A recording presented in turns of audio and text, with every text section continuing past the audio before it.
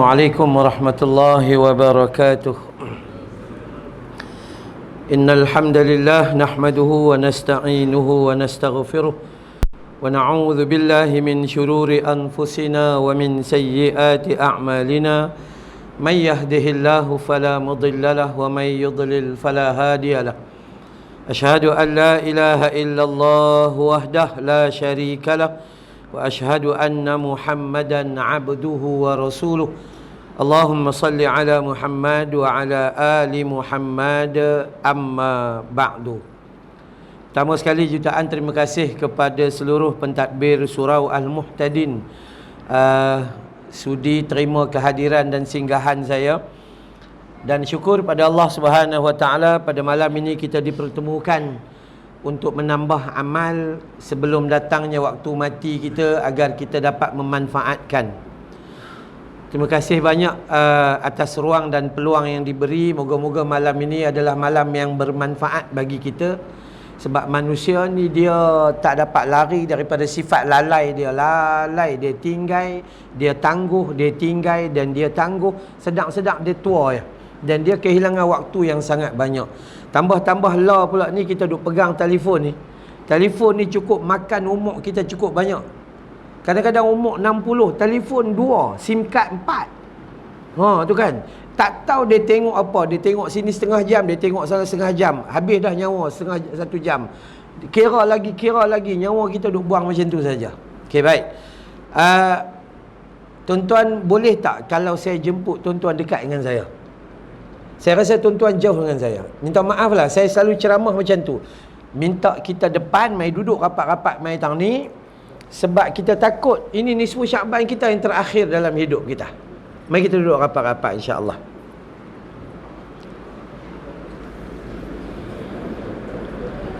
Pertama kena syukurlah semua dengan pilihan Allah Subhanahu Wa Taala yang ada. Kita mai duduk saat dalam ni, maka mau tak mau kita nak rasa excited dengan tawaran Allah. Nabi bagi tahu dah lah, siapa-siapa yang cari jalan nak pi duduk dalam taman syurga, hadisnya sahih, maka Allah lapangkan jalannya nak masuk ke dalam syurga.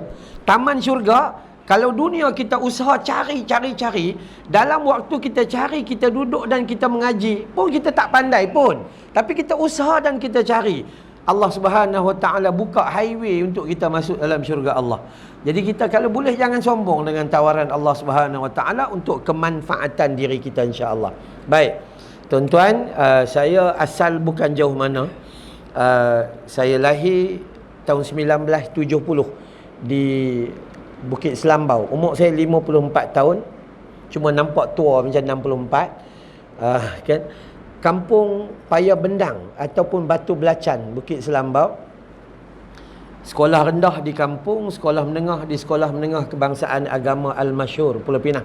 Pulau Pinang ni sekolah agama dia top 2. Satu Al-Irsyad di seberang, satu di Pulau, Sekolah Menengah Al-Masyhur. Lepas tu sambunglah mengaji sikit-sikit, merantau-rantau. Kalau tuan-tuan panggil saya nak mengajak, saya tak mampu. Tapi kalau panggil nak kongsi ilmu, saya mampu. Semua orang mampu. Sebab berdasarkan hadis Nabi, Nabi kata balighu anni walau ayah. Sampaikanlah daripada aku walaupun cuma satu ayat. Cukup. Tapi dia berpandukan Quran dan as-sunnahnya Nabi SAW. Merantau ke Kuala Lumpur, umur 19 nikah di Kuala Lumpur. Nikah muda. Laku, tu bukan gatai, laku. Dapat 5 orang anak. Lepas tu 2021 isteri saya wafat akibat daripada kanser. Alhamdulillah bulan 3 dia wafat, bulan 5 saya start terus. Tak tunggu lama. Ya, tak tunggu lama. Rugi. Siapa bini mati jangan tunggu. Jangan tunggu menikah kerana dia adalah kebaikan. Sayyidina Ali menikah lepas 7 hari kematian Sayyidatina Fatimah. Imam Ahmad Hanbal menikah 2 hari selepas kematian isteri dia. Ni kita ni bini mati lama dah tak menikah. Rugi tak? Rugi. Kenapa? Sebab itu adalah amalan. Ya. Alhamdulillah saya datang dengan isteri saya tadi, saya main-main tengok macam kosong, tak ada orang. Silap masjid bah.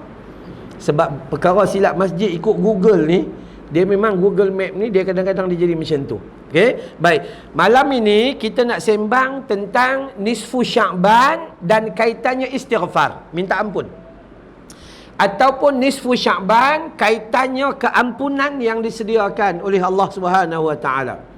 Kerana kita orang Melayu kebiasaannya nisfu Sya'ban kita akan baca Yasin 3 kali. Yasin pertama kekal iman, Yasin kedua panjang umur, Yasin ketiga murah rezeki. Okey. Jadi kalau hak Nabi ajak tu macam mana? Adakah macam tu? Jawapan dia tak. Walaupun kita tak kata bukan salah baca Yasin, salah apa? Baca Quran dapat pahala lah. Tapi hak Nabi ajak tu macam mana? Yang kadang-kadang kita tak berapa ambil peduli. Baik, yang pertama sekali, apa itu nisfu Sya'ban? Sya'ban ini adalah bulan selepas bulan Rejab. Ya, yang kata Abu Bakar Al-Warraq, bulan Rejab adalah bulan menanam benih, bulan Sya'ban bulan membajai dan menyiraminya, dan bulan Ramadan adalah bulan mengutip hasil pahala dan ganjarannya. Jadi bulan Sya'ban ni kalau kita tengok dia bulan yang ke-8 dalam bulan Islam, yang kadang-kadang kita jadi orang Islam ni sampai tua tak hafal-hafal bulan Islam. Dia hafal lah bulan lain, Januari, Februari, March, April, Mei, Jun, Julai, Ogos, September, Oktober, November, Disember, sampai pencen kita hafal.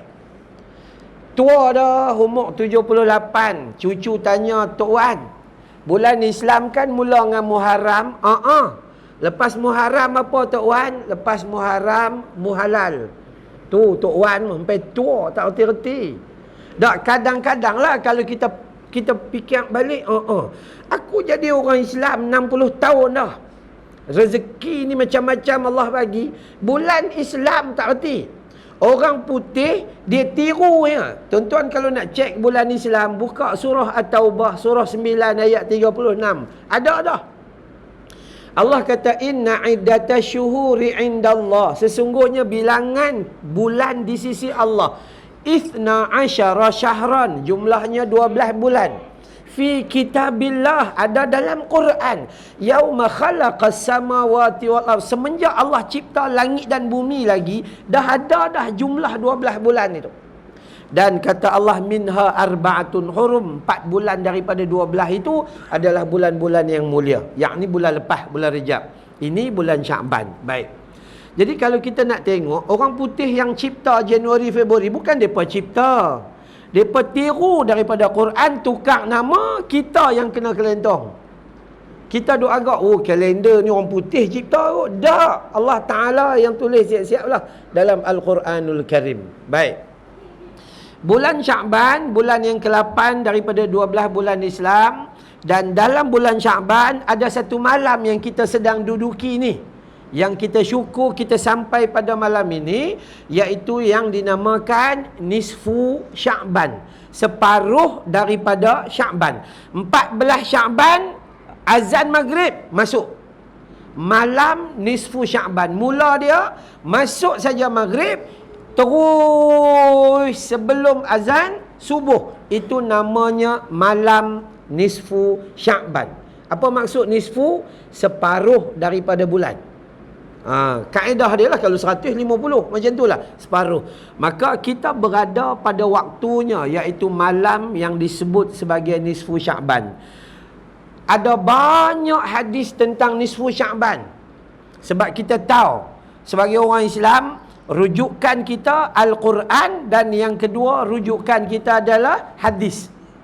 Al-Quran dah tentu sahih, ada 6,236 ayat ni sahih, tak boleh tolak walaupun satu kalimah. Tapi hadis ada yang tak sahih. Bukan semua hadis kita boleh pakai, tak boleh. Ada mereka kata hadis barang siapa yang berpuasa Rejab 10 hari, maka dia dijauhkan daripada api neraka 70 tahun. Hadis tu maudhu', hadis tu palsu, bukan hadis sahih. Jadi malam nisfu Sya'ban ni ada tak petunjuk daripada Nabi? Ada. Ada tak hadis sahih? Ada. Ada hadis daif, lemah? Ada. Daifun jiddan, lagi lemah? Ada. Maudhu' palsu pun ada. Jadi tugas kami penyampai berita, penyampai maklumat dan ilmu, kami bertanggungjawab menyampaikan sesuatu yang sahih. Sebab Nabi kata, man kadzaba alayya muta'ammidan falyatabawwa maq'adahu minan nar. Orang yang menyampaikan ilmu yang salah daripada hadis palsu tapi mengaku itu daripada Nabi, maka siaplah tempat duduk dia dalam api neraka jahanam. Kongsi hadis, kita duduk hidup, kerusi dalam neraka dah ada duduk tunggu kita. Maka kalau kita tak tahu, kita jangan cerita.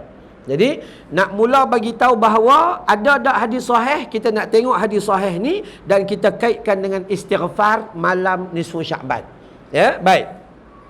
Hadis ini daripada Muaz bin Jabal. Muaz ini pernah ditegur oleh Nabi, kalau siapa selalu baca hadis, ketika dia jadi tok imam, dia baca surah Al-Baqarah. Surah Al-Baqarah tuan-tuan 286 ayat. Ketak kepala lutut kita duduk tunggu. Tu kan. Nabi tegur dia, jangan buat fitnah dalam solat. Okay. Muaz bin Jabal radhiyallahu an, dia berkata Nabi SAW bersabda, jom kita dengar. Ada perempuan belakang? Ada. Alhamdulillah ya. Ada TV kat belakang? Tak ada. Rugi. Kena buat TV dia tu. Doa sungguh. Baru mereka tu dapat ilmu direct. Okay? Baik. Gitu tak apa. Ya, jadi Muaz bin Jabal ini, kalau tak ada TV, bagi tahu. Saya sponsor. Dah untuk kebaikan. Kalau saya suka macam tu, bila nampak ada benda yang kita boleh kongsi untuk demi akhirat, bagi tahu je, insya-Allah. Kalau siapa-siapa lah kata nak pakai, bagi tahu je, insya-Allah kita uruskan. Ya. Apa Nabi kata pada malam nisfu Sya'ban, yattali'ullahu ila khalqihi lailatin nisfi min Sya'ban. Allah Subhanahu wa taala memandang kepada makhluknya itu pada malam separuh Sya'ban. Clear hadis ni. Yattali'ullah, Allah memandang ila khalqihi, atas semua makhluknya itu, lailah malam, an-nisfi separuh min Sya'ban, daripada Sya'ban. Maksudnya malam ni. Dia tak ada kona baring kok lain kita. Hak tu direct.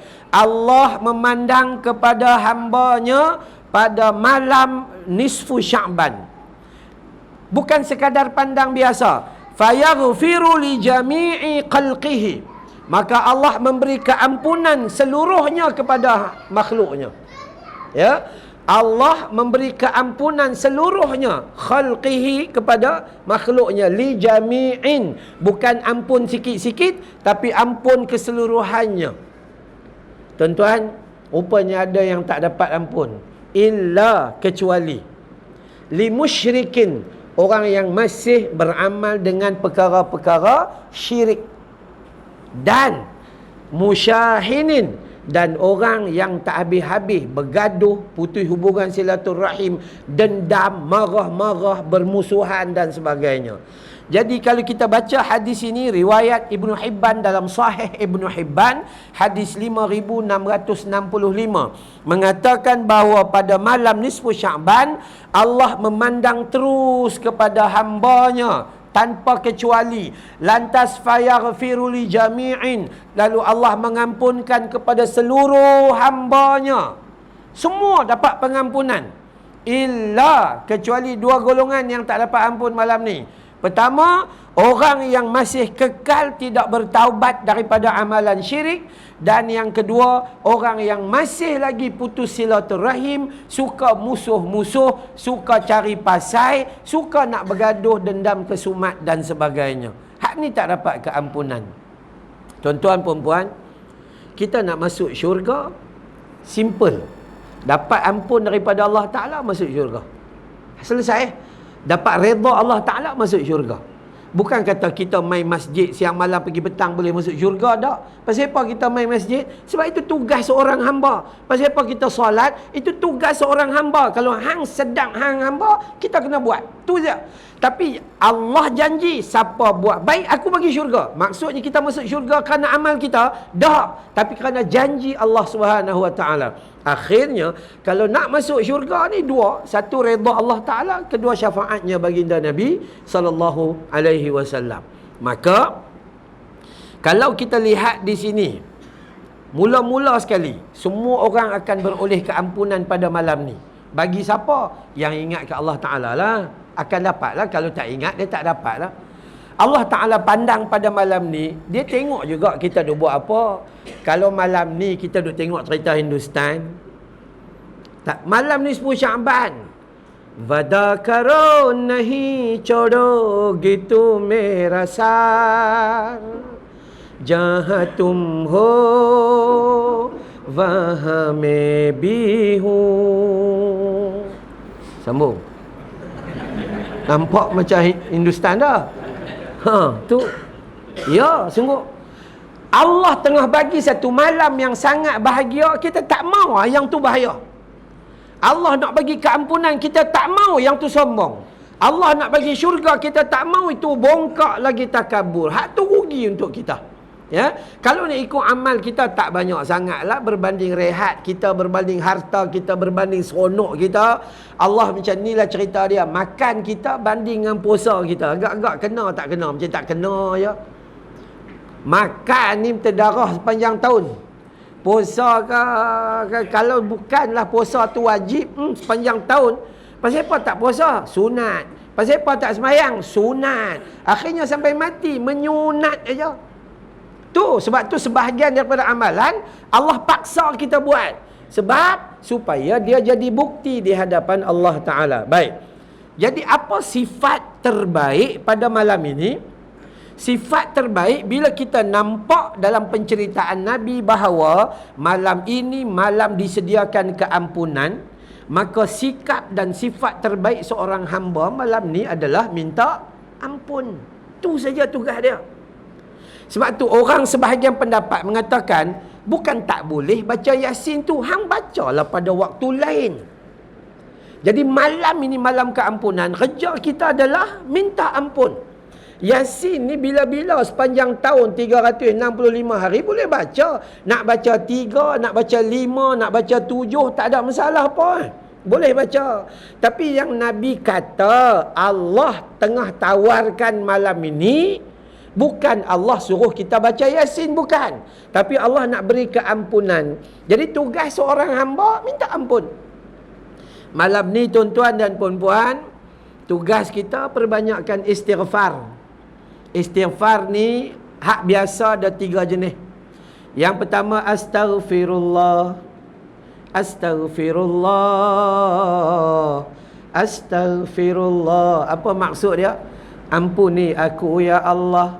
Ampuni aku ya Allah. Ampuni aku ya Allah. Dosa kita banyak.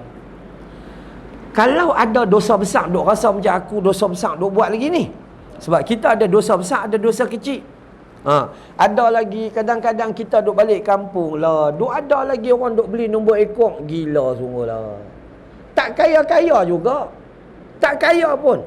Nombor ekor, kita tahu dah dia judi dan dia masuk riba, dosa dia besar. Dosa dia seperti berperang dengan Allah dan Rasul. Tak ada berkat hidup. Tu. Yang tak syok AJK surau beli nombor ekor. Sampai macam tu. Tapi bukan surau sini lah. Tak, sungguh. Tak tahulah dosa. Maka kita kena belajar untuk tambah istighfar kita. Apa dia istighfar bagi orang yang ada dosa besar? Astaghfirullah wa atubu ilaih. Ulang yang tu. Astaghfirullah wa atubu ilaih. Astaghfirullah wa atubu ilaih. Kenapa? Ya Allah ampuni aku bertaubat padamu. Yakni atas segala macam dosa. Bila kita sebut astaghfirullah wa atubu ilaih, maka kita berubah perangai kita daripada hak tak elok tu kita tinggal buang habis buang.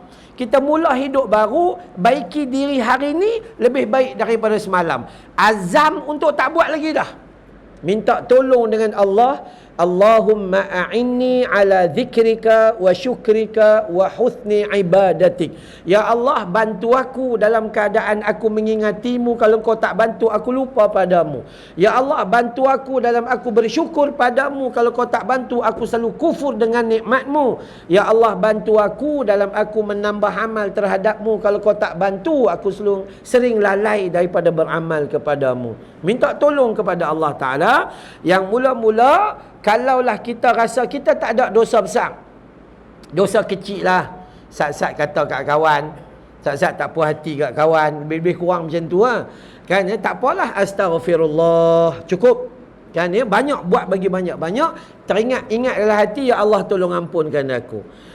Ada kalau kita rasa kita ada dosa besar, maka astaghfirullah wa atubu ilaih, ya Allah ampuni aku bertaubat kepadamu. Siapa yang nak zikrullah yang istighfar yang panjang, yang macam Pak Imam selalu buat tu, astaghfirullahal azim alladzi la ilaha illa huwal hayyal qayyum wa atubu ilaih. Tuan-tuan kalau buka di dalam kitab Al-Adhkar, Imam Nawawi, Imam Muhyiddin Abu Zakaria Yahya bin Saraf bin Muri bin Hasan bin Husain An-Nawawi rahimahullahu ta'ala anhu, dia ambil satu sedutan hadis dan disebut bahawa istighfar panjangnya astaghfirullahal azim alladzi la ilaha illa huwal hayyal qayyum wa atubu ilaih, bukan hayyul qayyum. Hayyul qayyum tu petikan daripada sebahagian ayatul kursi. Tengok, baca enggak, tengok dalam hadis. Balik buka kitab Al-Adhkar, Imam Nawawi, mazhab Imam Syafi'i. Maka yang terbaik menyebut hayyal qayyum. Tetapi ulama kata siapa yang sebut hayyul qayyum tidak merosakkan bacaan, tapi dia meminggirkan dirinya dari sunnahnya Nabi. Kan rugi? Kan? Jadi kadang-kadang kita nak buat apa yang kita suka, tapi kita terlupa, kita kehilangan waktu nak buat apa yang Nabi suka. Kita sibuk baca Yasin contohnya 3 kali, tapi kita terlupa ambil ruang untuk minta ampun kepada Allah yang Nabi suka. Kita nak buat apa yang kita suka. Saya kuliah subuh saya pagi tadi, Masjid Al-Bukhari, Alok Malai, Alok Stang. Ya, sama juga kita sebut soal tu. Soalnya adalah, jom, siapa yang mengaku dia sayang Nabi, bukan takat dia tukar pakai jubah, bukan takat dia simpan janggut, bukan takat dia bubuh serban 7 hasta, tak. Tapi siapa yang sayang Nabi, tanda yang paling besar adalah dia mengikuti apa sahaja sunnah Nabi, dan yang paling utama adalah ibadah besarnya Nabi SAW. Hak tu paling utama sekali. Tak apalah nak pakai baju Melayu, tak mau pakai jubah, tak apa. Kalau nak ikut pakai baju ni tuan-tuan, Abu Jahal pun pakai jubah, Abu Lahab pun pakai jubah. Sebab orang Arab memang pakai jubah. Main judi pakai jubah. Iya, main judi pakai jubah. Tu Arab tu jubah lawa tu dia dengan bubuh cantik punya pergi stadium tengok bola, main judi. Siapa pemilik kelab bola paling besar dalam dunia kalau bukan tu Arab? Nampak kan ya? So sebab tu kalau kita pakai jubah, niat dia untuk ikut sunnah, hak tu bagus, untuk jaga diri kita. Tapi kalau kita pakai jubah, perangai kita tak berubah, gudang garam duk ada dalam poket jubah, elok jangan pakai jubah. Ya, kalau kita pakai jubah, habis ceramah pergi duduk luar gudang garam, perut perap, elok buang jubah tu. Ya, suruh. Dia jadi tak elok. Kalau takat hak pakai t-shirt gudang garam, kira okey lagi. Ya, betul. Dia kira okey lagi. Ini pakai jubah dengan serban apa semua. Lebih buruk pakai jubah, boh gudang garam dalam poket, bawa masuk dalam masjid. Lagi teruk. Lagi teruk. Sampai tak ada jiwa langsung hang bawa benda haram masuk di dalam rumah Allah Subhanahu Wa Taala. Ni apa cerita kadang manusia. Sebab tu kita tuan-tuan ni handphone ni, casing dia tak penting. Casing dia lah, rumah dia tu tak penting. Tapi yang penting dia ada berapa gig, berapa dalam, memori dia berapa banyak. Hak tu. Ini casing ni beli sampai 2-300. Handphone ni tekan tak hidup-hidup, hempas baru hidup. Tu kan. Jadi tak apalah kita main dengan t-shirt, main dengan kemeja, pakai kain seluar panjang, apa, tak ada masalah apa-apa. Tak ada masalah. Janji akhlak yang kita bawa sesuai dengan Nabi sallallahu alaihi wasallam. Ni malam ni saya buat live ni bukan hanya anak murid saja. Ada pelajar saya sekolah tahfiz saya di Bukit Beruntung pun depa tengah buka slide besar juga. Saya ada pelajar supaya kita peringatkan anak-anak tahfiz kita, jangan besar sangat dengan jubah yang kita pakai, dengan serban yang kita pakai, tapi bangkit semayang subuh pun nak kena orang lain yang kejut. Jubah besar, tapi subuh pun nak kena mak bapak kejut. Tak payahlah mengaku kalau macam tu. Ya. Hak tu kena sungguh-sungguh kita fikir. Jadi yang tu diri kita kena faham. Bila mana Allah kata malam ni Allah beri keampunan kepada hambanya, jadi tugas hambanya adalah istighfar, minta ampun, bertaubat dan ubah diri dia menjadi lebih baik. Maka amalan ini lebih baiklah daripada baca Yasin 3 kali tu. Sebab amalan ini Nabi yang suruh. Amalan baca Yasin yang tu Nabi tak larang tapi Nabi tak suruh. Yang ni Nabi suruh kita buat. Okay? Amalan yang tadi Nabi tak larang tapi Nabi tak suruh. Amalan yang ni istighfar Nabi suruh, Nabi offer, Allah Ta'ala tawarkan, jom kita berebut sikit untuk dapat keampunan yang disediakan oleh Allah Ta'ala. Itu satu, malam ni kena banyak istighfar. Dan malam ni juga kita kena bertaubat kalau kita ada dua perangai ni. Apa perangai kita? Yang pertama, syirik. Duk buat benda-benda mengarut-mengarut. Saya duk pergi ceramah selalu dengan Maim dan Jaim, Majlis Agama Islam Melaka dan Jabatan Agama Islam Melaka. Seminggu sekali memang duk pergi Melaka. Ada program dengan Jabatan Agama Islam. Tuan-tuan tahu di Melaka ada satu pulau yang nama dia Pulau Besar. Pulau Besar. Kan? Pulau Besar. Ni, daripada Kedah ni, 12 bah pi. Orang Melaka pun tak pi pulau tu. Daripada Kedah ni 12 bah, daripada Johor 6 bah, daripada Terengganu 4 bah. Penuh di pulau tu. Nak buat apa? Rupanya nak pi Pulau Besar, jumpa dengan kubur Tok Syekh. Nak pi pegang batu tu, nak pi berdoa. Gilanya manusia.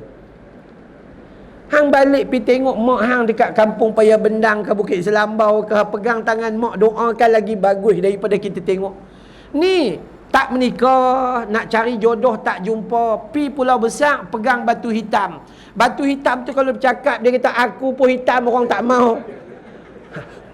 Aku sendiri pun hitam, orang tak mau, hang main minta kat aku lah. Tu, sampai macam tu. Manusia ni dia pelik-pelik lah. Pelik sungguh-sungguh. Maka jangan buat perkara-perkara yang syirik. Syirik ni, kalau tuan-tuan buka dalam kitab Al-Kabair, Imam Az-Zahabi, kitab dosa-dosa besar, maka tuan-tuan akan dapati mula-mula sekali daripada 70 dosa besar, dosa yang paling besar adalah dosa syirik.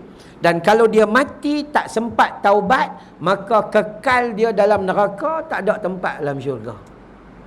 Sebab tu benda-benda kecil hak kita orang Melayu duk amal tu jaga-jaga.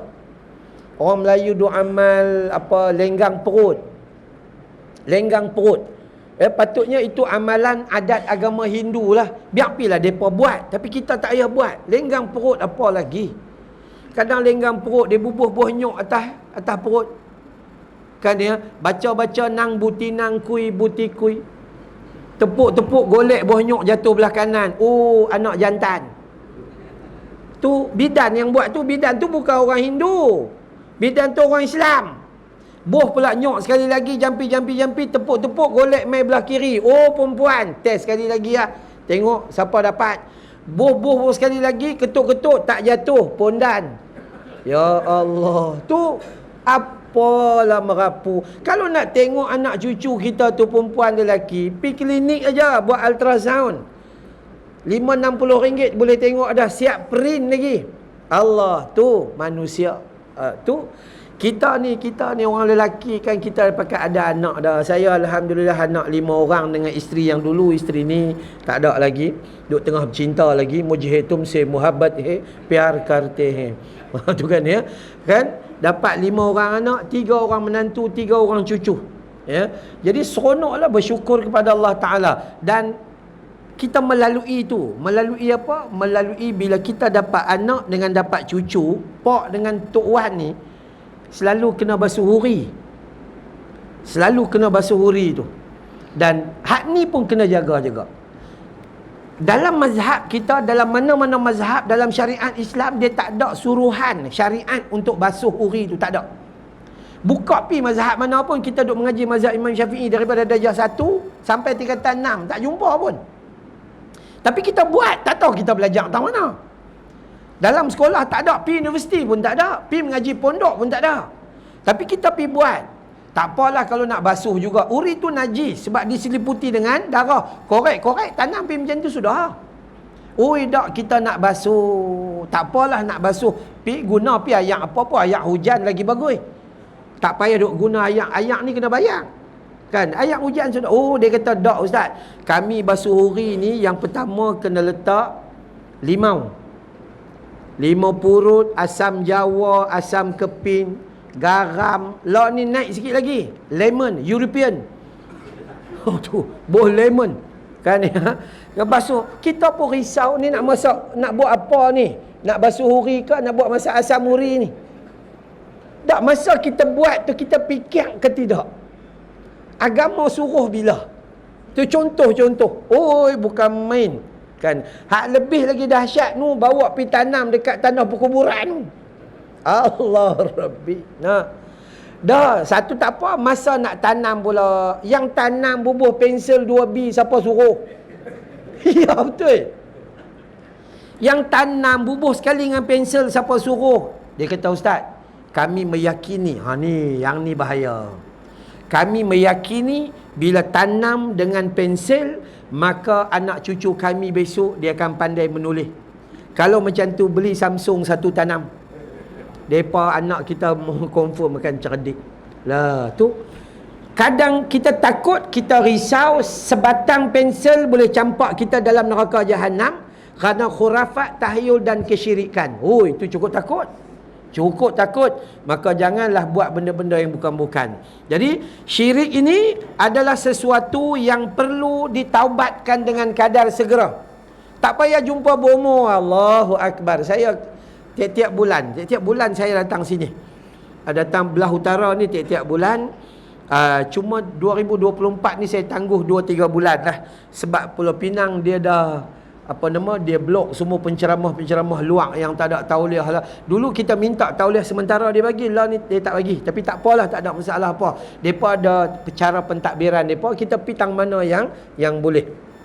Setiap bulan saya akan mai hari Jumaat, Sabtu, Ahad, Isnin, baru saya balik minggu keempat setiap bulan.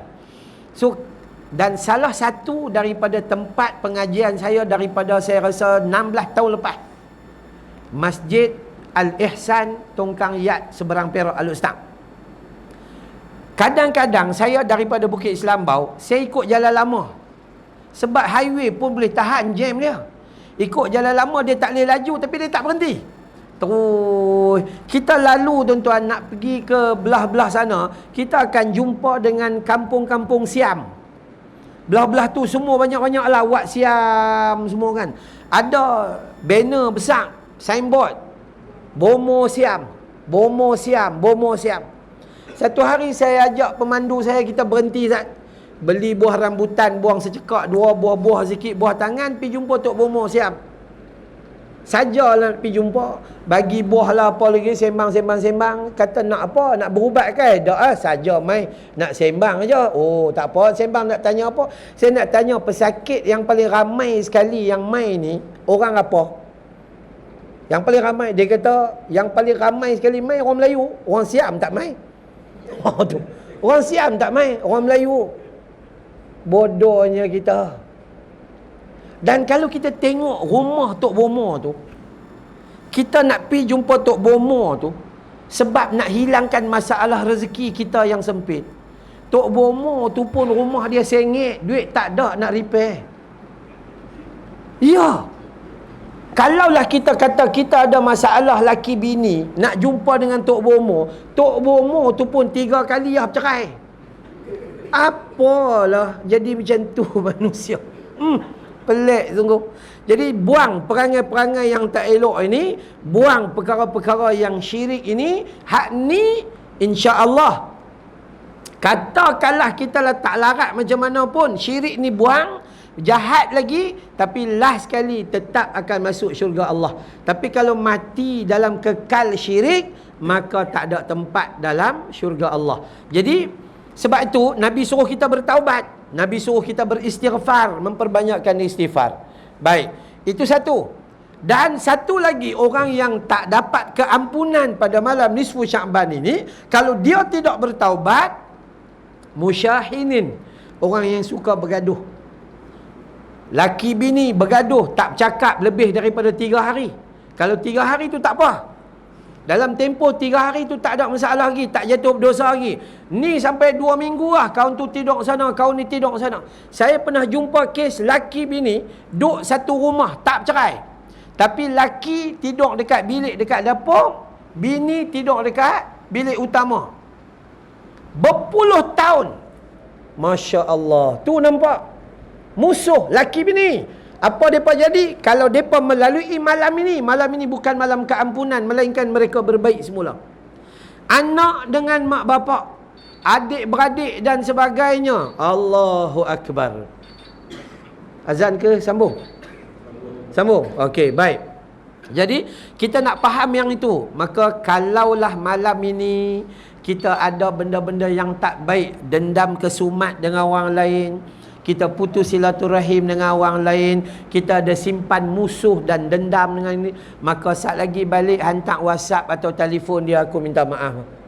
Takut aku mati. Aku tak takut hang mati, tapi aku takut aku mati. Aku minta maaf. Betul ke? Salah ke? Kita angkat telefon. Ulama kata tanda orang beriman, yang pertama sekali tanda orang beriman adalah dia tahan marah. Dia tahan marah. Orang kata fikir tak apa, biar-biar depa, hang lagi kata aku dapat pahala. Senyum. Kalau kita lawan balik, kita dengan dia 2 kali 5. Pusinglah macam mana pun. Itu satu syarat dia. Yang kedua, tanda orang beriman, apabila dia salah, dia segera minta maaf, takut dia mati. Dan apabila orang lain salah kepada dia, dia segera memberi kemaafan, takut dia mati, nanti dikaitkan di akhirat nanti. Ni kita kadang-kadang orang buat salah sikit yang kita, aku tidak akan mengampunkan sampai hari kiamat, bertemulah kami di Mahkamah Rabbul Jalil. Sombong kami. Macam kita tak pernah buat salah. Jadi jangan ada permusuhan. Kalau ada sifat musyahinin, maka sia-sia hidup kita. Sia-sia hidup kita. Tambah-tambah tuan-tuan, kita yang dah besar ni, dah cukup besar hala ni. Hak ni depa ni okey muda.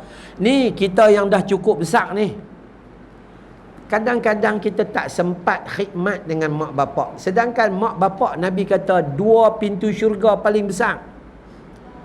Ni kita pun berubah. Dulu kita pun joget lambak, kenuri kahwin ni joget rapat sampai lantai tu. Kan. Dulu kita pun mabuk ketum kiri kanan, segala macam. Berubah bila? Berubah bila mak pak mati dah baru kita berubah. Kita tak sempat khidmat kepada mak bapak. Rugi tu tak tahu nak cakap dah. Jadi kita kena mengembalikan diri kita pada tempat yang betul.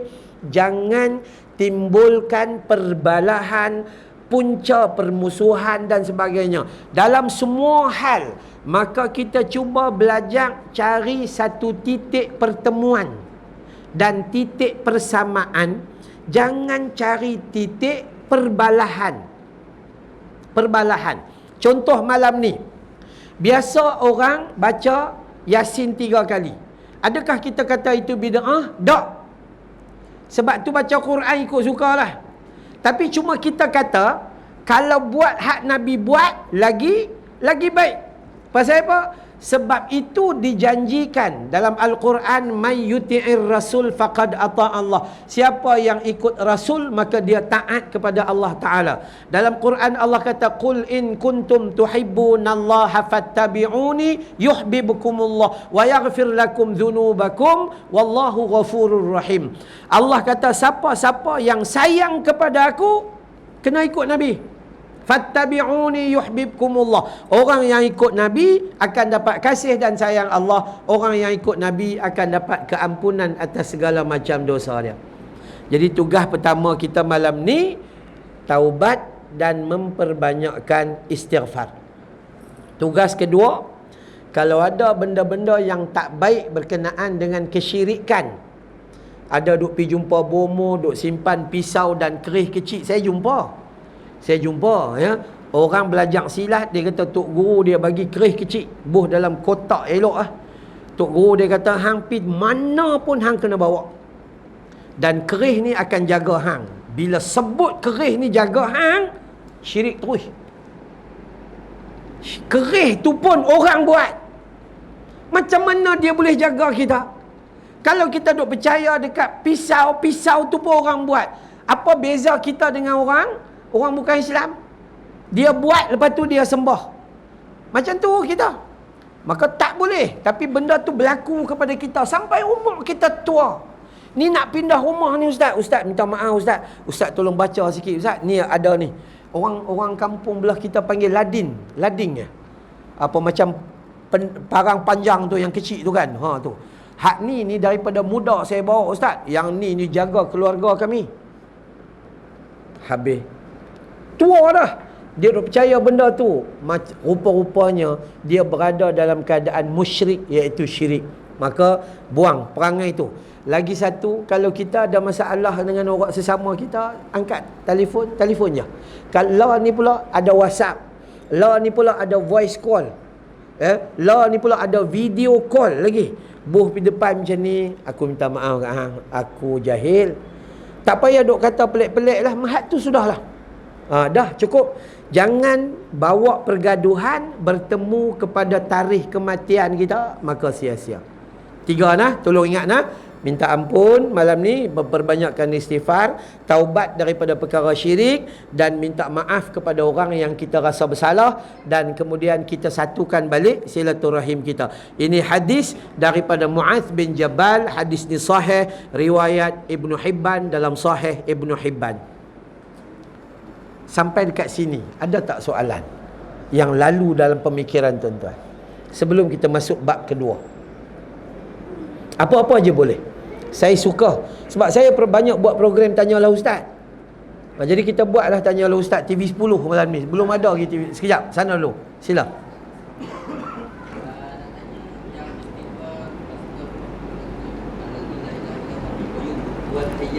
Aha. Adakah dia khusus untuk malam nisfu Syaban? Okey, baik. Pengkhususan yang disebut oleh Imam An-Nawawi dalam kitab Al-Adhkar tentang hadis astaghfirullahal azim alladzi la ilaha illa huwal hayyal qayyum. Pertama, khusus ketika istighfar selepas solat. Dan kedua, khusus bagi mana-mana istighfar yang panjang. Apabila kita rasa berdosa, nak istighfar yang panjang, maka itu lebih utama. Kalau ikut sunnah Nabi, istighfar lepas solat pendek. Astaghfirullah. Riwayat daripada Al-Auza'i. Astaghfirullah, astaghfirullah, astaghfirullah. Itu lebih utama selepas solat. Tapi istighfar yang lain-lain itu, istighfar panjang tadi, yang berbekalkan kalimah daripada Imam An-Nawawi tersebut. Wallahu a'lam. Sila. Saya ada kemuskilan. Ustaz cakap tadi itu kan. Jadi orang tua dulu kan, orang bapa kita nenek kita bila macam Ustaz cakap lah, bila ada salin satu mana ada hospital apa kan. Jadi orang tua dulu apabila bersalin kena mengumuri, dia kena basuh, ada yang kena ni suruh nak tanam tu, kita kena bunuh jamu lah apa lah. Itu orang tua dulu buat. Okey. Jadi apabila main kubur apa semua kan, Baik, nombor 1, dalam agama panduan kita Al-Quran dan hadis. Maka kalau kita kata, dah ustaz, orang tua-tua dulu buat, kita nak buat ke tidak? Maksud persoalan yang macam itulah, kita nak buat ke tidak? Maka jawabannya buat. Kalau orang tua-tua buat, kita pun ikut buat. Tapi syaratnya sesuai dengan Quran dan hadis. Tapi kalau tak sesuai dengan agama, jangan buat.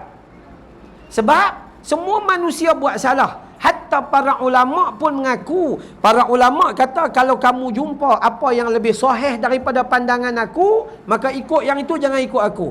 Imam Syafi'i kata, apabila hampa bertemu dengan hadis yang lebih sahih, jangan ikut aku, ikut hadis Nabi adalah lebih utama. Maksudnya gitu. Apa yang atuk nenek kita bawa dan kita tengok, mereka ni buat ni ikut tang mana, contohnya lah kan, kita pun pergi mengaji Quran sikit-sikit, Tok Guru tak cerita pun benda tu. Kita pun baca lah kitab fiqh manhaji ala madhab al-Imam Syafi'i contohnya, kan. Maka tak ada pun dalam kitab tu.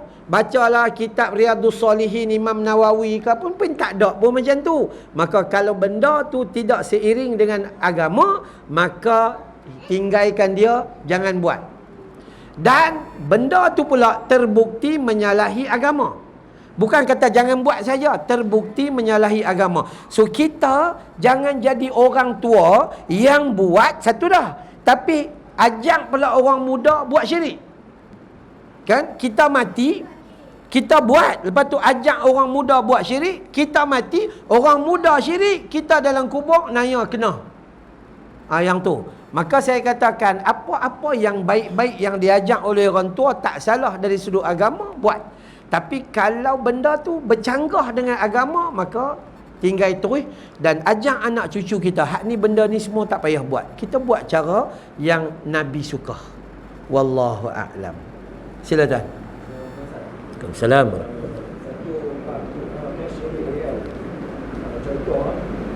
kalau seorang pergi sembahyang, sembahyang dia sebenarnya kadang-kadang tu dia sembahyang tu kan nampak dan sembahyang. Tiba-tiba itu dia sembahyang, iaitu mungkin bawa dia agak, atau kawan-kawan dia agak ikut kawan-kawan, jadi dia pun ikut sembahyang. Dan itu dia cakap pula pergi sembahyang tadi sebab ikut kawan-kawan. Macam mana dia tu syirik? Okey, baik. Orang yang beramal, dia amal tapi dia buat kerana manusia, itu jatuh syirik. Tapi bukan syirik akbar, itu syirik asghar. Syirik asghar ni apa? Dia buat kerana makhluk, bukan kerana Allah Ta'ala. Apa dia dapat? Yile pocik, dia tak dapat apa? Syirik. Malah hak lebih dahsyat lagi, dalam hadis kata dia tak layak masuk syurga, malah cium syurga pun tak boleh. Syirik kecil. Sebab tu kita kena jaga niat. Maksudnya niat dia tak betul. Aku pi tadi pun sebab kawan bawa, kau tidak aku tak mau pi lah. Kan. Jadi dia beramal tu sekadar mahukan kawan dia tu tak kecil hati dengan dia. So dia ikutlah. Maka apa jawapan dia? Jawapan dia mudah. Dia langgak keikhlasan terhadap Allah Ta'ala. Itu nama syirik kecil, iaitu riak. Maka tak boleh cium syurga Allah Ta'ala. Cium pun tak boleh, macam mana nak masuk? Wallahu a'lam. Okey, baik, ada lagi?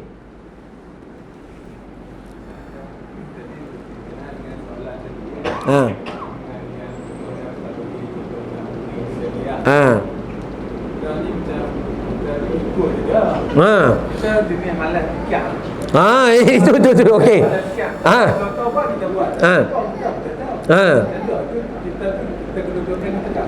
Baik. Orang yang minta maaf, kajian daripada pakar-pakar kita mendapati orang Melayu ada dua perangai yang perlu dibaiki dengan kadar segera.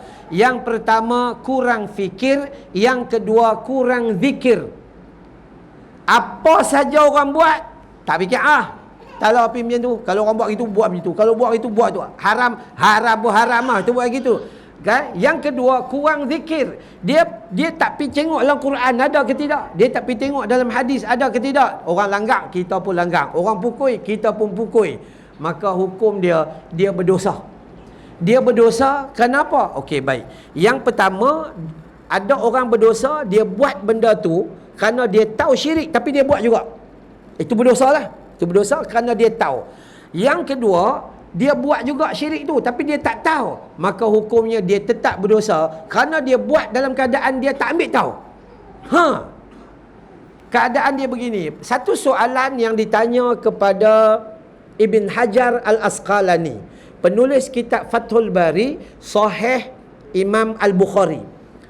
Orang tanya Ibn Hajar, apa dosa menyampaikan hadis palsu?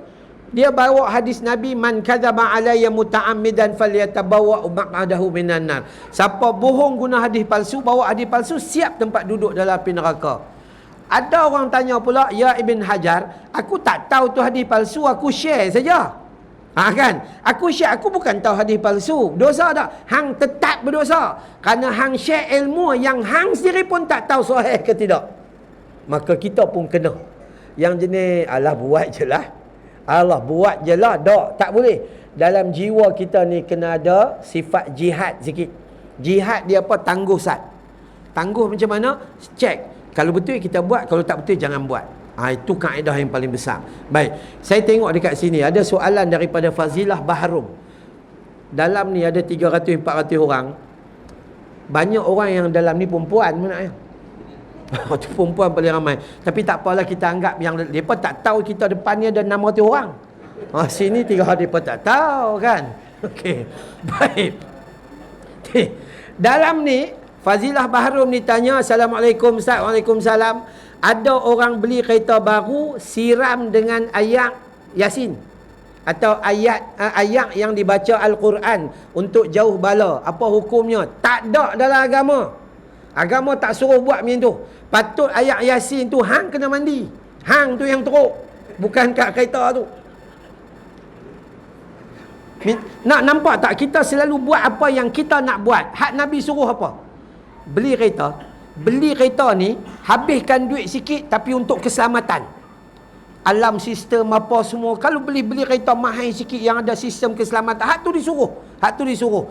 Lepas tu, bawa kereta, baca doa yang Nabi suruh.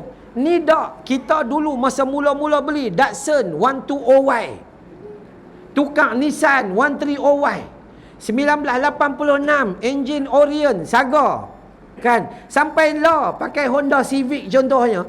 Doa bawa kereta tak apa-apa. Itu yang jadi masalah kita. Tapi sibuk nak basuh ni, bancu ayat Yasin sibuk ni. Doa tu pendek, subhanallazi sakhkhara lana hadza wa ma kunna lahu muqrinin wa inna ila rabbina lamunqalibun. Udah, hak tu ya doa dia. Tak apa-apa. Lagu Hindustan hafal. Tuan-tuan ya Allah.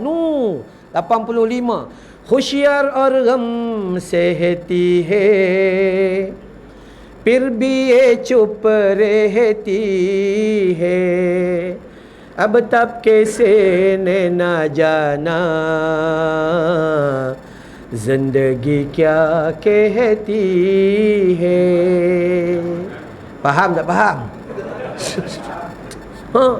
Ya, tekan ya. Saya tuan-tuan duk mengaji belah sana lah dulu. Duk mengaji belah sana sikit, macam tu mengaji sikit-sikit ya. Tapi Allah Ta'ala bagilah suara lebih-lebih kurang. Allah. Ni, orang Bukit Selambau, kami dulu di kampung, ya Allah, kan.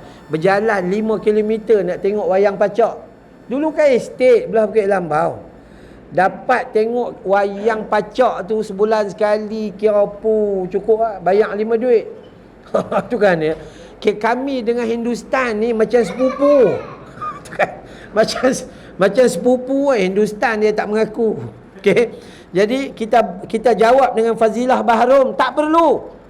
Nak basuh kereta, hantar pergi cuci kereta, polis bagi lawa-lawa dan sebagainya. Dah, yang tu sudah. Lepas tu baca doa masa bawa kereta, baca doa. Sudah. Ini buat dengan surah Yasin. Ustaz dah buat dah ayat Yasin ni. Hang lah mandi dengan ayat Yasin tu. Perbetul sikit, yang tak betul tu hang, bukan kereta. Tu. Soalan dia, yang ada tu pun, tapi di kalangan ada di kalangan kita ni pula. Ada juga apabila nak beli kereta, apabila pergi kat ustaz tu, yang si ustaz dia tahu. Apabila macam contoh kata saya ni tak tahu. Okey. Kita beli kereta lah, jadi minta kereta ni jauh daripada kemenangan. Tapi juga ustaz. Tapi ustaz tahu, ustaz Ustaz pun tolong buat. Ha. Ini persoalannya. Sebenarnya tak ada persoalan yang tu. Persoalan dia adalah ustaz ni ada yang baru ustaz. Ada ustaz dah lama ustaz. Ada ustaz tak hidup-hidup bateri kong. Jadi ada yang jenis macam tu. Bila mai saja, hang boleh ni ustaz tolong buat saya kereta baru ni. Tolong buat gini ustaz tu kata tak apalah dalam 350 cukup. Hak tu. Maka kita kena cerdik. Ya, saya belajar perubatan Islam, ilmu perubatan Islam dengan Darussalam arwah Datuk Ismail Kamus. Kita jumpa macam-macam lah tukang-tukang rawat tu lah kata hak ni jin lah, hak tu saka lah, hak tu apa ni. Bohong ya. Oh, bayangkan kita tiba-tiba sakit, dia main cek, dia kata ni saka ni. Saka ni belah Tok Wan hang. Kita sebagai cucu boleh setuju dengan Tok Bomo, dia kata Tok Wan kita jahat. Ni apa punya cucu perangai macam ni? Saya kalau Tok Bomo kata gitu, saya terajang Tok Bomo pergi balik Tok Bomo. Betul. Merapu kita sakit dah memang Allah Ta'ala bagi kat kita. Hang minum teh tarik sampai 40 tahun. Confirm kencing manis. Apa lagi nak? Oh, itulah, inilah, merapu ya. Iya, sungguh. Maka, sebab tu saya kata, kita orang awam kena cerdik. Cerdik dia apa? Bila ceramah macam ni, saya duduk ceramah. Kalau kita dengar rasa macam kita kurang fikir, kita naikkan fikir kita sikit. Ustaz ni betul ke tidak? Macam tu. Angkat tangan ustaz, minta maaf nak tanya. Hak ni hadis daripada mana? Tanya aja. Tak apa. Ya tak apa. Dia masalah kita, ustaz buka untuk soalan. Seorang pun tak mau tanya. Ustaz dah balik, depa buat majlis fatwa baru, depa kata ustaz sesat. Tu yang jadi masalah. Kan, sambil majlis fatwa pula tu pakai izat gudang garam lah tu. Allah. Okey. Jadi tu kenapa betul. Okey, habislah bab 1. Habis bab 1. Ceramah saya biasa tak lama, biasa 1 jam je. Tapi ada tertunggak sikit ni. Boleh saya sambung sikit lagi? Baik, yang kedua. Bila kita kata malam ni kena istighfar, apa kelebihan istighfar? Apa kelebihan minta ampun kepada Allah Ta'ala? Baik, dalam kitab Mishkat Al-Masabih, kitab lampu yang menerangi, yang dalam kitab Mishkat Al-Masabih, Imam Hasan Al-Basri didatangi oleh 4 orang sahabat dan bertanya kepada Imam Hasan Al-Basri, "Ya Imam, kampung kami ni kemarau teruk sangat dah. Hujan tak turun, nak minum tak boleh, nak bersuci tak boleh, nak mandi tak boleh, apa pun tak boleh. Kemarau kering kontang. Bagaimana cara untuk kami mohon kepada Allah agar Allah turunkan hujan?" Maka jawab Imam Hasan Al-Basri, istighfarlah kamu. Istighfarlah kamu. Imam Hasan Al-Basri tak kata hampa buat pembenihan hujan. Dia tak kata gitu. Tapi dia kata istighfarlah kamu. Okey? Maksudnya dia suruh kita minta ampun sebab hujan tak turun. Sebab apa? Sebab makhluk banyak melakukan dosa. Rahmat tak turun. Yang kedua, orang kedua tanya, "Ya Imam, aku ni lahir miskin, motong getah. Kan, daripada arwah Tok Wan zaman Jepun lagi dulu motong getah. Mai kat aku pun motong getah. Mai kat aku getah pula turun harga. Pokok getah pun mampus bi. Jenuh lagi teruk dah. Esok mai kat cucu pula tu tengok, boleh tengok pokok getah. Motong tak boleh lah, pokok mati. Miskin. Macam mana nak minta Allah Ta'ala bagi kepada kami kekayaan? Maka Hasan Al-Basri kata, istighfarlah kamu. Kerana yang menghalang rezeki masuk tu, apa dia? Dosa. Waktu kita kena minta ampun. Yang halang rezeki masuk, dosa. Kalau kita pula kata, kalau tak ada rezeki, hang kena pergi meniaga.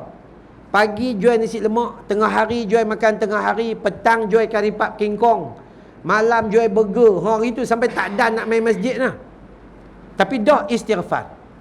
Dia mai pula soalan yang ketiga. "Ya Hasan Al-Basri, aku menikah ni lama dah, seorang anak pun tak dapat. Jiran aku boleh buat tim bola." Lebih kurang bunyi macam tu lah. Jiran aku boleh buat tim bola, ada pemain simpanan lagi pula tu. Aku seorang pun tak ada. Macam mana nak minta pada Allah agar aku dapat anak?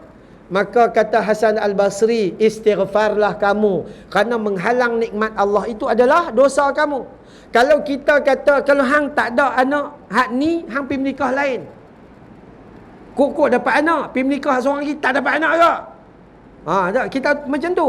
Dan soalan yang keempat, ya Hasan Al-Basri, aku adalah seorang pekebun dan petani.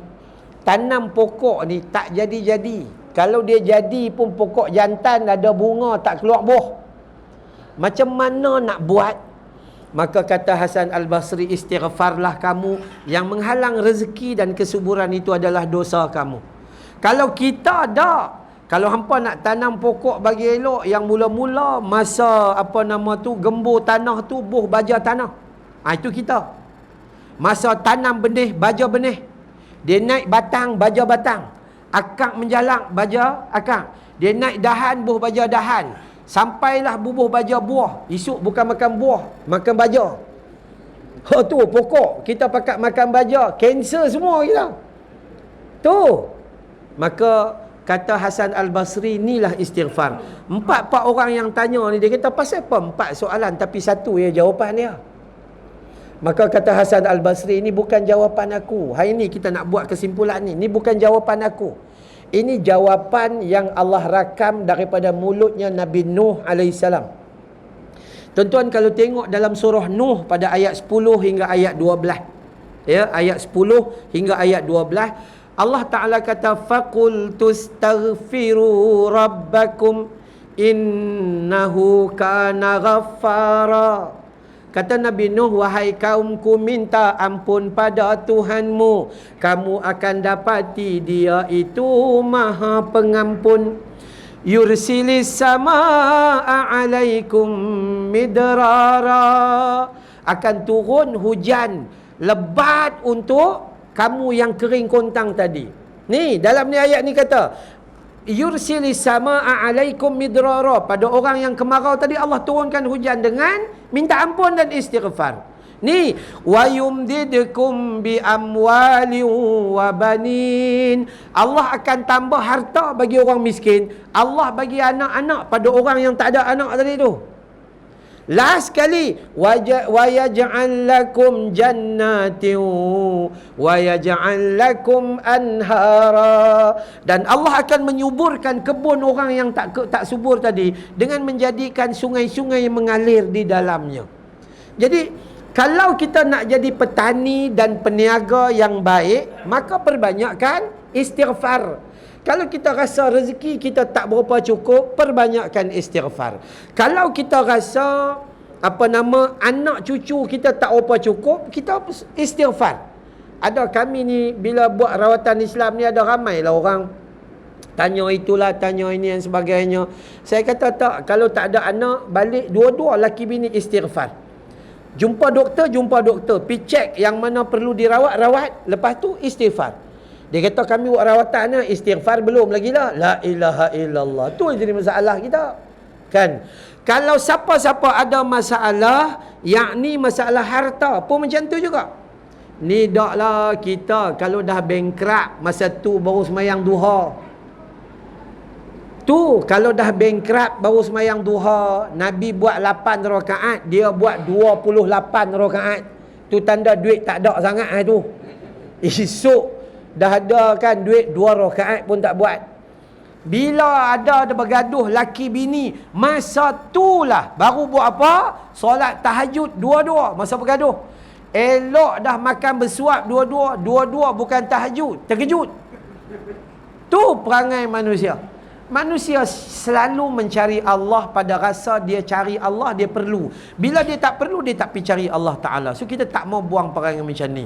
Kalau tempat kita kemarau, jangan dulu buat pembenihan awan. Istighfar dulu.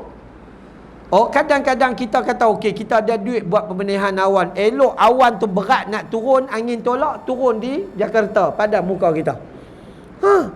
Maka balik kepada Allah Ta'ala. Yang kita nak cerita hari ini adalah kunci kehidupan kita adalah minta ampun.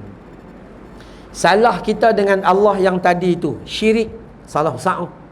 Salah kita dengan Nabi, salah dengan Allah ni, Allah kata suruh sembah, jangan syirik. Kita sembah, syirik pun syirik juga. Itu salah. Salah dengan Nabi, Nabi suruh kita ikut sunnah tapi kita buat bid'ah. Yang tu pun dosa juga. Salah kita dengan mak bapak cakap kita tak mau dengar. Tapi masa kita bercakap ke anak, kita suruh anak kita dengar. Itu kadang-kadang kita lupa pada diri kita hakikatnya. Salah kita dengan bini. Woi, kalau dengan bini ni dia angkat siku kiri kanan, flying kick. Tu dengan bini. Esok nanya kita nak jawab di depan Allah Ta'ala. Kata Nabi, manusia paling bertakwa adalah aku. Dan orang yang paling bertakwa kepada Allah adalah orang yang paling lembut dengan ahli keluarganya. Tu. Jadi siapa yang nak masuk syurga dengan ahli keluarga, dengan bini kita, sayang, I love you sayang, pyar karte hai. Contohnya kan gitu. Jangan cakap tengking, bombam. Kenapa kasar sangat dengan bini kita? Sebab kita ada sifat bully orang. Dia dah tahu dia tak boleh melawan lah. Cuba hampir samsing dengan orang lain tengok, nak tengok. Tu sungguh. Maka manusia tolong betulkan diri. Salah dengan anak-anak ada. Anak-anak ada salah. Kita besarkan anak hanya belajar ABC, tapi Quran tak belajar. Kita hantar anak-anak pergi mengaji matematik dan sains, tapi tak hantar dia mengaji agama. Tidak mengenal Allah Subhanahu Wa Taala. Salah dengan teman sepejabat lagi banyak, sebab kita duk jumpa depa tiap hari. Salah dengan majikan, duk dapat gaji, komplain mengata kat bos kiri kanan. Salah dengan jiran kanan, jiran kiri pun banyak. Salah di surau pun ada. Kutuk AJK. Iya. AJK ni dah buat ceramah, bukan takat buat ceramah, buat makan lagi. Tu pun komplain, ni siapa buat makan ni keras. Memanglah keras hang gusi ya tinggal. Gigi tak ada. Tu. Awak hari ni manis sangat, dah hang kencing manis lah. Itu sungguh komplain. Dalam duk komplain tu, kita sediakan makan, belum makan dia dah bungkus. Tu perangai tak senonoh manusia tu. Allah. Kadang-kadang pi mana-mana pun, saya satu Malaysia saya jalan, dan kita jumpa lah ada orang yang macam tu. Kadang JK pun penin, yang bungkus itu tua bangka dah. Tak dengar cakap. Hak budak-budak ni tak apa. Dia kalau nak bungkus di masjid, makan dulu. Makan, lepas tu tanya AJK, boleh bungkus tak? AJK kata tak boleh sebab ada orang ramai lagi. Jangan bungkus. Ini belum makan dah bungkus. Lepas tu makan tambah 3 kali pula tu. Bungkus, 12 bungkus dengan anak cucu dia. Tu pun bahaya juga. Kita duk rasa, kita duk ulang main masjid dapat pahala. Tak, tu dosa sebenarnya. Ya. Jadi, kesimpulan kita pada malam ini, kita letakkan malam ini, balik sat lagi di rumah, duk saja-saja, tapi mulut istighfar, astaghfirullah wa atubu ilaih. Dalam hati ingat, ya Allah tolong ampunkan aku bertaubat padamu ya Allah, aku tak nak ulang lah benda-benda yang lama-lama yang tak guna tu kan, kita tak mau dah. Ya, kita buat benda-benda yang baik-baik, mulakan kehidupan baru, ya, berhadapan dengan Allah Subhanahu Wa Taala. Banyak bertaubat, banyak istighfar, buang perangai yang syirik-syirik, buang perangai suka bergaduh. Cari titik persamaan dan kesatuan, bukan mencari-cari titik perbalahan dan perpecahan. Wallahu a'lam, insya-Allah. Baik, 1-2 soalan silakan kalau ada. Ya.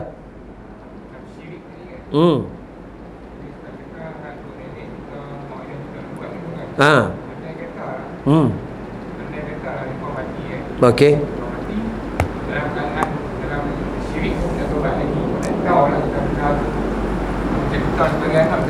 Okey, baik.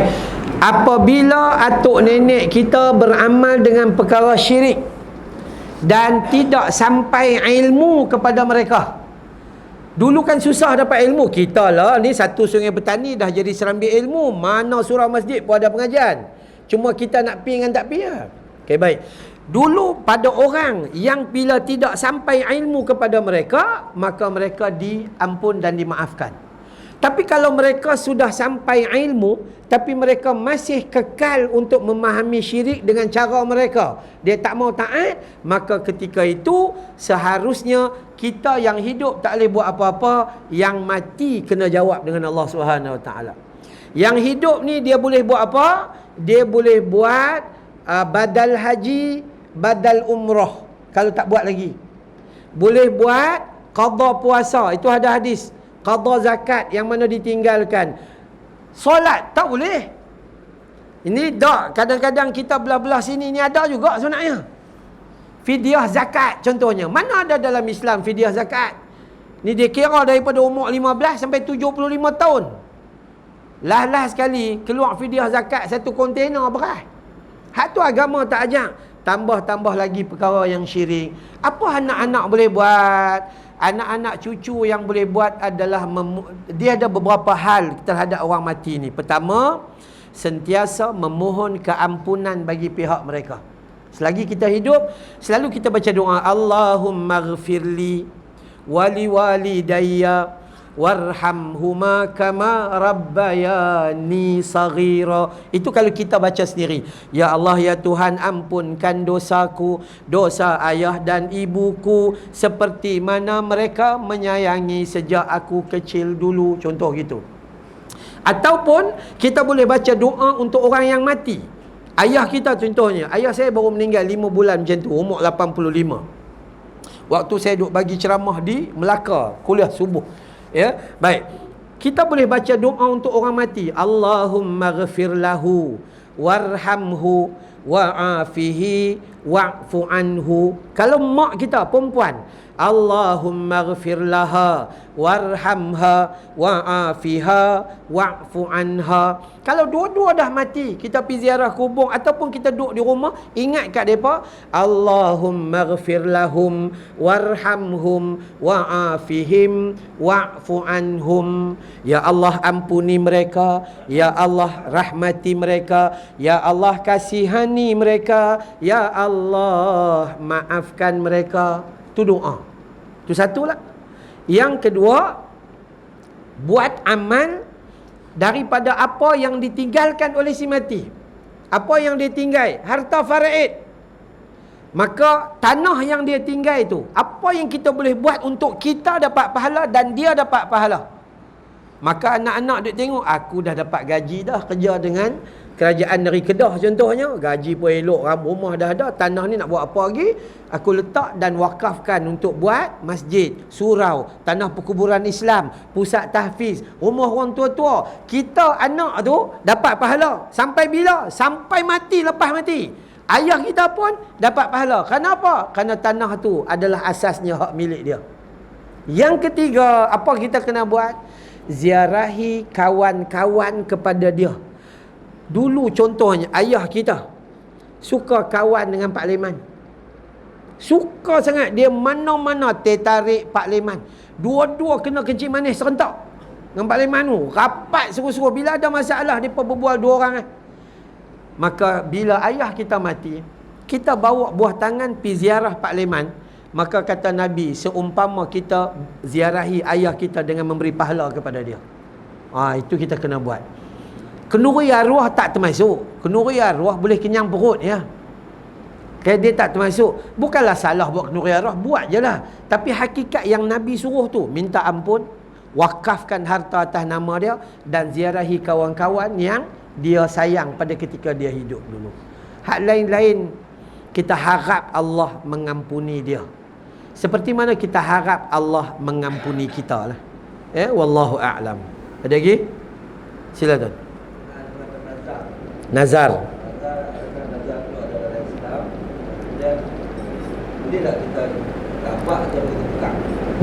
Baik. Yang pertama sekali, nazar adakah ada dalam syariat? Maka jawabnya ada. Barang siapa ni ada nazar, perangai kita pun tak senonoh ke? Anak nak ambil periksa bukan main nazar. Ya Allah, ya Tuhanku, anak aku nak ambil SPM, kau bagi padanya 20A1. Tak padan doa. Dia bukan tak tahu anak dia sepanjang tahun fail. Minta 20A1. Ya Allah, andai kau bagi 20 aku akan puasa 20 hari berturut-turut. Dia tu sepanjang tahun tak puasa, Ramadan pun terkucil. Tu bernazar atas apa? Sebab nak paksa Tuhan bagi. Perangai ni tak elok. Perangai dia tak elok. Ya Allah, ya Tuhanku, kalau kau bagi 20 aku puasa 20 hari. Tiba-tiba Allah tak bagi, tak jadi puasa. Nampak jahat ni manusia. Tu jaga. Tapi tak salah kalau bernazar buat bagi elok-elok. Itu ada dalam hukum, boleh bernazar. Boleh bernazar maksudnya sesuatu yang dinazarkan itu dia berubah menjadi wajib. Dia berubah. Kalau saya bernazar, ya Allah, kalau dapat bersekian-sekian saya akan puasa Ramadan. Hak tu tak boleh sebab memang wajib dah. Tu kan. Saya bernazar kalau saya dapat kerja baru ni di JPJ ni contohnya kan, maka saya akan bagi duit sebanyak 200,000 kepada surau Al-Muhtadin. Jadi wajib. Yang tu. Baik, satu lagi apa tadi? Yang tu kan? Boleh tukar. Okey. Nazar 200,000. Duit pun tak ada 2,000 je. Tu kan. Duit. Atau nazar nak puasa 20 hari baru sedang diri kan. Puasa pun sepanjang tahun harap ke Ramadan, hak sunat langsung tak buat. Macam mana nak buat? Maka istighfar dan kemudian bayar kafarah. Bayar kafarah ni apa? Bagi makan 10 orang miskin. Lepas tu taubat kepada Allah Subhanahu Wa Taala. Dia ada kafarah ni, dia ada berbagai-bagai. Kafarah sumpah lah maksudnya itu. Kafarah sumpah ni bagi makan 10 orang miskin yang mengenyangkan. Maksudnya kita pergi beli nasi Arab seorang satu paket tu kan, satu paket RM25 kambing, bagi kat 10 orang. Yang tu boleh dengan niat lah.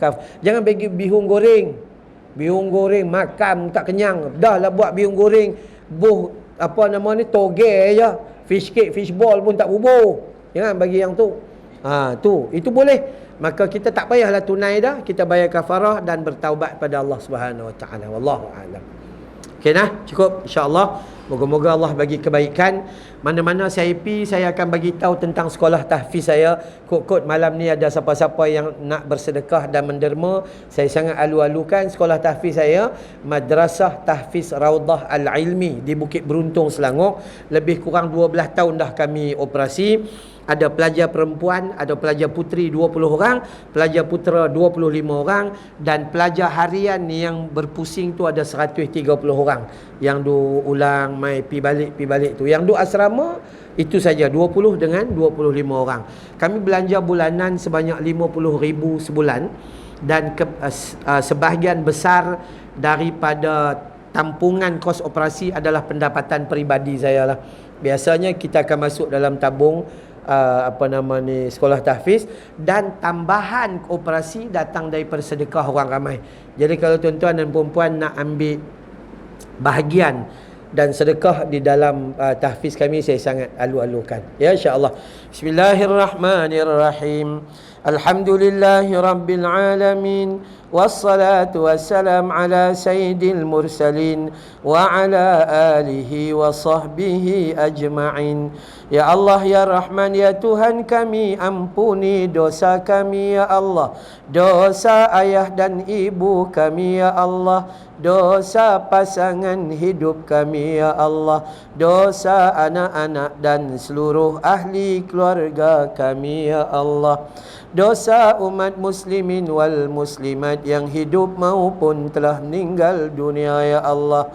Ya Allah, ampuni kami di malam nisfu Sya'ban ini ya Allah, dosa yang besar maupun yang kecil ya Allah, dosa yang sengaja maupun tak kami sengajakan ya Allah, dosa yang tersembunyi maupun yang nyata ya Allah, dosa yang dahulu maupun yang kemudian nanti ya Allah.